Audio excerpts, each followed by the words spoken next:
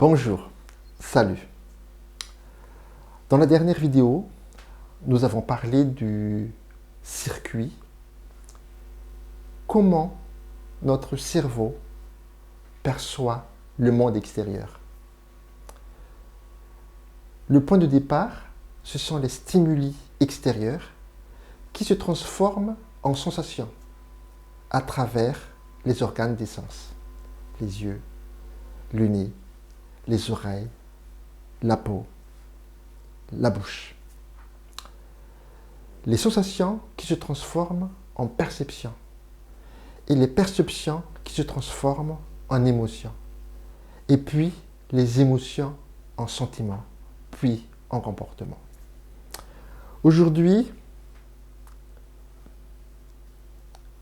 nous allons consacrer la vidéo d'aujourd'hui sur les sensations. Nous prenons comme repère de normalité les sensations des personnes sans autisme.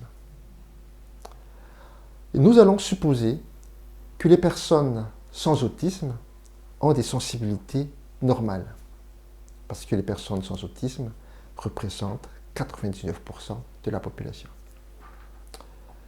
Puisque les personnes avec autisme et les personnes sans autisme ne sélectionnent pas les mêmes cellules nerveuses, n'utilisent pas les mêmes réseaux neuronaux pour effectuer cette fonction.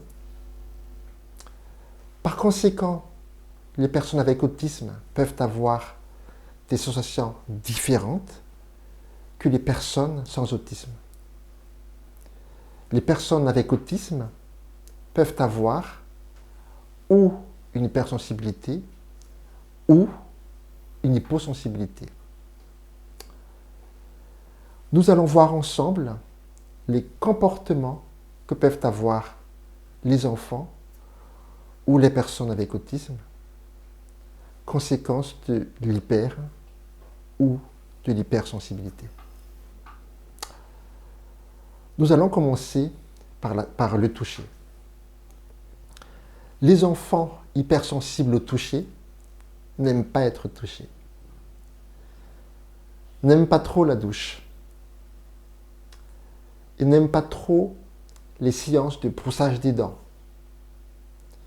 Ils peuvent être sensibles à la douleur ou au froid. Ils peuvent être sensibles aux textures des aliments. Les vêtements peuvent être très gênants. Par contre, les enfants hyposensibles aiment les pressions fortes, les vêtements serrés. Ils aiment être ensevelis. Et puis, on va parler de l'ouïe. Les enfants hypersensibles à l'ouïe sont des enfants dormeurs légers, c'est-à-dire des moindres bruits peuvent les réveiller. Ils sont facilement distraits par les sons faibles. Ils peuvent être effrayés par les bruits forts. Et à l'inverse, les enfants hyposensibles aiment les vibrations, aiment les musiques fortes. Ils aiment être dans des environnements bruyants. Ils produisent des sons forts. Et puis, on va parler du goût. Les enfants hypersensibles au goût sont très sélectifs aux aliments. Ils n'aiment pas les nouveaux aliments. Ils aiment la nourriture fade. Et ils vomissent facilement.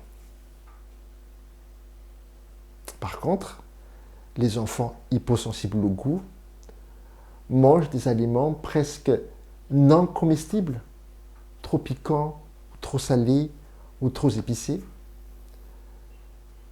Ils mettent souvent des objets dans la bouche. Et puis, on va parler de la vue. Les enfants hypersensibles à la vue n'aiment pas les lumières vives, les flashs, il regarde souvent par terre et il ferme souvent les yeux. Par contre, à l'inverse, les enfants hyposensibles sont attirés par la lumière.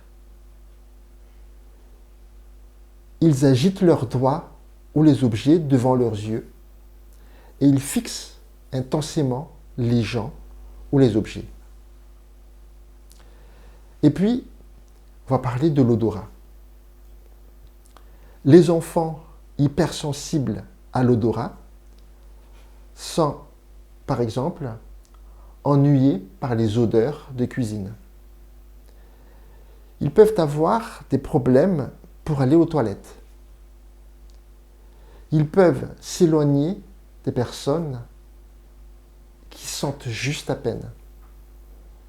Par contre, les enfants hyposensibles à l'odorat sentent leurs propres odeurs et reniflent les autres. Ils aiment les odeurs fortes et ils ne remarquent même pas les odeurs fortes. Et puis, on va parler de la proprioception.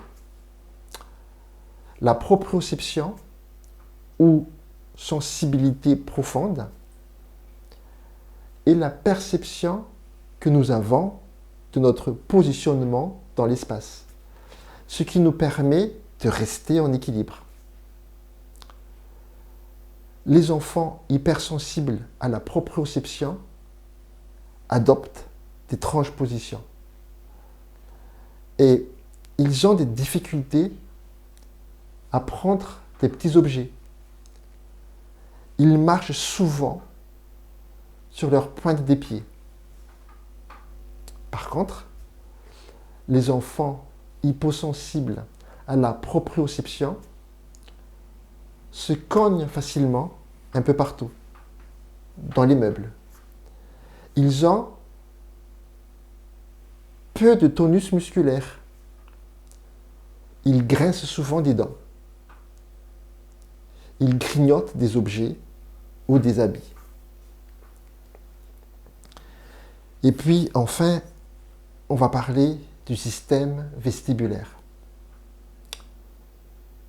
Le système vestibulaire est un organe sensoriel barosensible, situé dans l'oreille interne et qui contribue à la sensation de mouvement et de l'équilibre.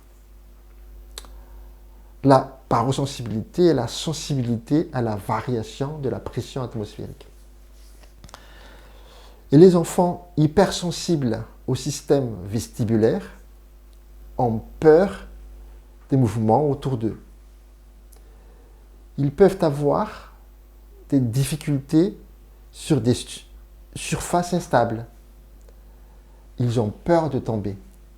À l'inverse, les enfants hyposensibles au système vestibulaire sont toujours en mouvement, tournent en cercle. Ils aiment sauter. Ils se balancent fréquemment. Toutes ces attitudes, tous ces comportements dus à l'hypo ou l'hypersensibilité peuvent paraître bizarres, peuvent paraître étranges, parce que justement, ils sont minoritaires. Peut-être que nous n'avons pas l'habitude. Le point de départ de l'incompréhension est souvent là. Différence de sensibilité. Si nous apprenons à comprendre ces comportements, si nous appréhendons ces attitudes, ces différences, alors, croyez-moi, le monde bougera, le monde changera.